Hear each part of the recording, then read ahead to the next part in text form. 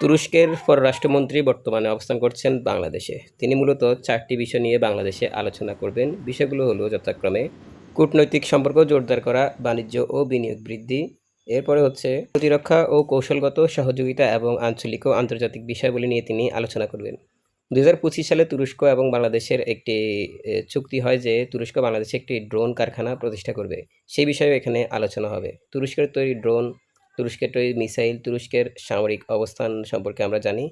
তারা মোটামুটি অনেক উন্নত আকাশ প্রতিরক্ষা ব্যবস্থা, বিমান থেকে শুরু করে কানের মতো শক্তিশালী ফাইটার জেট কিন্তু তারা তৈরি করছে এবং যেটার প্রচুর পরিমাণ চাহিদা পুরো বিশ্বেই রয়েছে।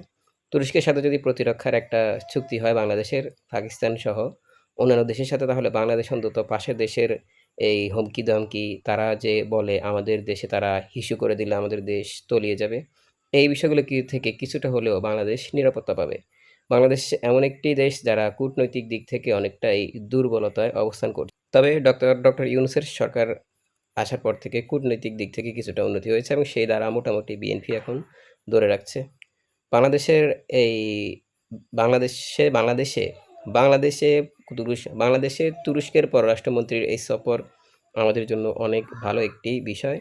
তিনি যদি বাংলাদেশে যেই লক্ষ্য নিয়ে আসছেন সেটা যদি করতে পারেন, বিশেষ করে বাণিজ্য ক্ষেত্র, বাণিজ্য বৃদ্ধি, বাণিজ্য করার বিষয়টি যদি প্রতিষ্ঠা করতে পারেন, তাহলে বাংলাদেশের অর্থনৈতিক দিক থেকে অনেক উপকার হবে এবং তিনি জাতীয় ও আন্তর্জাতিক বিষয় নিয়ে আলোচনা করেছেন, যেখানে বাংলাদেশ অন্তত এই আন্তর্জাতিক বিষয়গুলির মধ্যে ভারতের সাথে বর্তমানে সীমান্ত নিয়ে যে সমস্যা চলছে, সেটা সমাধানের একটা পথ হয়তো বাংলাদেশের তৈরি হতে পারে।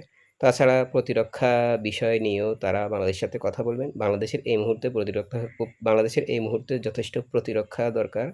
কেননা বাংলাদেশ প্রতিরক্ষা ব্যবস্থার দিক থেকে ভঙ্গুর অবস্থায় পড়ে রয়েছে। আমরা চাই তুরস্কের সাথে বাংলাদেশের সম্পর্ক আরও জোরদার হোক, আরও গভীর হোক এবং ঘনিষ্ঠতার মাধ্যমে বাংলাদেশ অন্তত এসব দিক থেকে কিছুটা হলেও এগিয়ে যাক।